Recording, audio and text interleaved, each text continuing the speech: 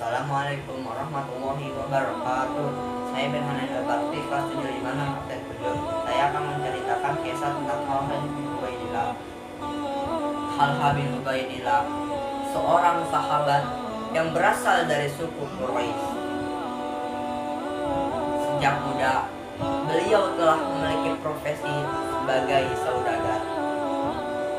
Meski masih tergolong muda dalam memelihara karir di dunia niaga, Talha bin Ubaidillah memiliki kelebihan dalam strategi berdagang. Beliau cerdik dan pintar hingga mengalahkan pedagang-pedagang lain yang lebih senior. Pada suatu ketika, Talha bin Ubaidillah dan rombongannya pergi ke Syam. Di Busra, Talha bin Ubaidillah mengalami peristiwa menarik yang mengubah garis hidupnya. Tiba-tiba ada seorang pendeta yang berteriak-teriak, "Wahai para pedagang, apakah ada di antara kalian yang berasal dari Mekah?" "Iya, aku penduduk kota Mekah," jawab Talha. "Sudah munculkah di antara kalian orang yang bernama Ahmad?" tanya pendeta itu. "Ahmad yang mana?" "Ahmad bin Abdullah bin Abdul Muthalib. Bulan ini pasti muncul sebagai nabi penutup para nabi.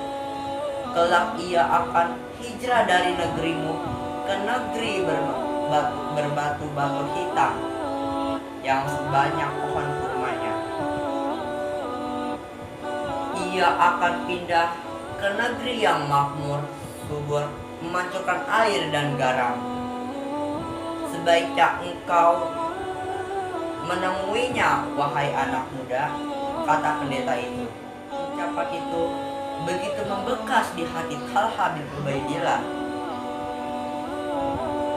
sampai ia tidak menghiraukan kafilah dagang lainnya di pasar.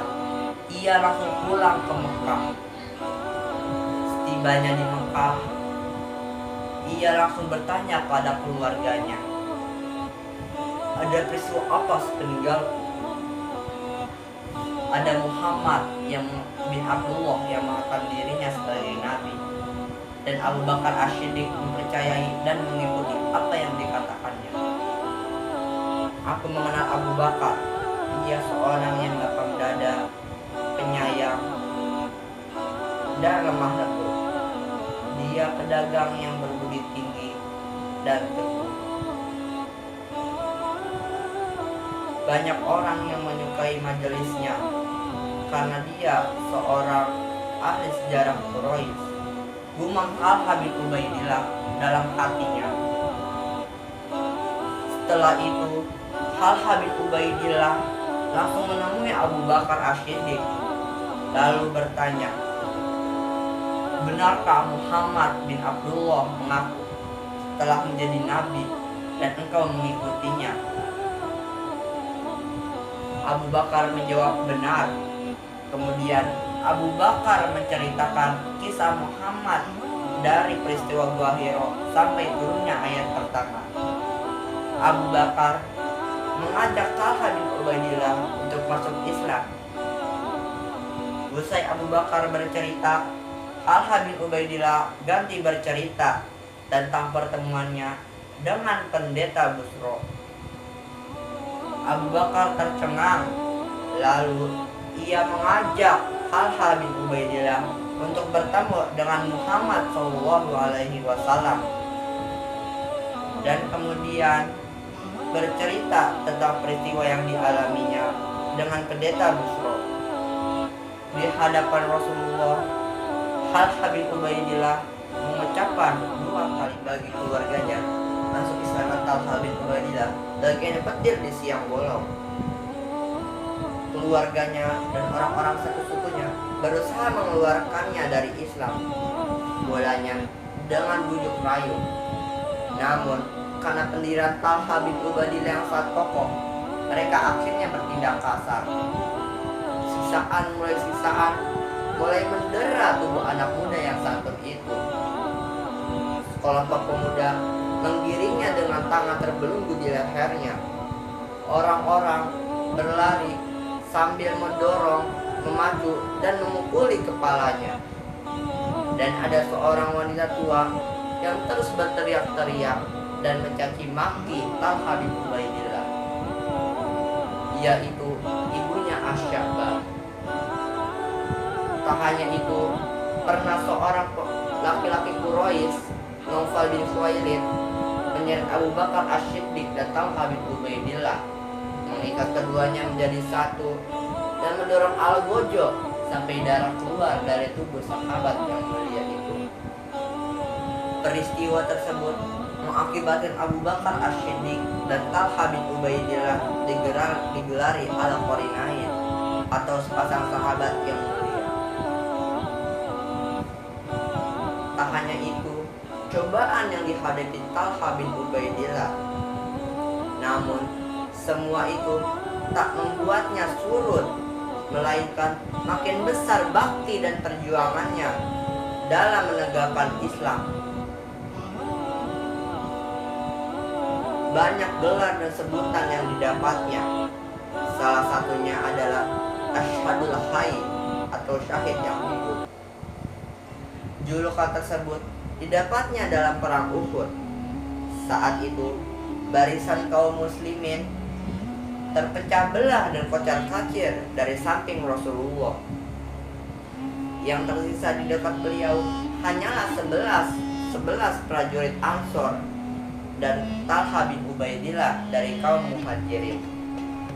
Rasulullah dan orang-orang bersamanya pergi ke bukit, tapi dihadang oleh kaum musyrikin. Siapa berani melawan mereka, dia akan menjadi temanku kelak di surga, kata Rasulullah. Saya wahai Rasulullah, kata Talha bin Ubaidillah.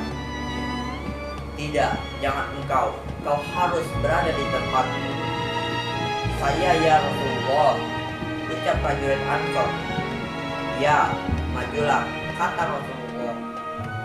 Lalu prajurit Ansor itu maju melawan prajurit kafir. Pertempuran yang tak seimbang mengantarkannya menemui kesyahidan. Rasulullah kembali meminta para sahabat untuk melawan orang-orang kafir. Dan selalu saja Talha bin Ubaidillah mengajukan dirinya pertama kali, tapi senantiasa ditahan oleh Rasulullah dan diperintahkan untuk tetap di tempat. Sampai 11 prajurit Ansor itu gugur dan tinggal Talha bin Ubaidillah sendirian bersama Rasulullah. Saat itu Rasulullah berkata kepada Talha bin Ubaidillah, "Sekarang engkau wahai Talha," kata Rasulullah. Dan majulah Talha bin Ubaidillah dengan semangat jihad yang berkobar-kobar menerjang ke arah musuh dan mengusir agar tidak mendekati Rasulullah. Lalu Talha bin Ubaidillah menaikkan Rasulullah sendiri ke bukit, kemudian menyerang kembali hingga tak sedikit orang kafir yang tewas. Saat itu Abu Bakar As-Siddiq dan Abu Ubaidah bin Jarrah yang berada agak jauh dari Rasulullah telah sampai di dekat Rasulullah. "Tinggalkan aku, bantulah Talha teman kalian," seru Rasulullah. Keduanya bergegas mencari Talha bin Ubaidillah. Ketika ditemukan, ia dalam kondisi pingsan, sedangkan badannya berlumuran darah segar. Tak sedikit dan tak kurang dari 79 luka bekas tebasan pedang, tusukan tombak, dan lemparan panah menyelimuti tubuhnya. Bahkan tulang tangannya putus sebelah. Dikiranya sudah gugur, ternyata dia masih hidup. Karena itulah gelar syahid yang hidup diberikan Rasulullah. Demikian kisah singkat tentang Talha bin Ubaidillah ini. Semoga dengan kisah ini kita bisa meneladani sikap Talha bin Ubaidillah seperti teguh dalam pendirian. Dan semoga kisah ini bermanfaat bagi kita semua. Amin ya rabbal alamin. Wallahu alam bisawab. Wassalamualaikum warahmatullahi wabarakatuh.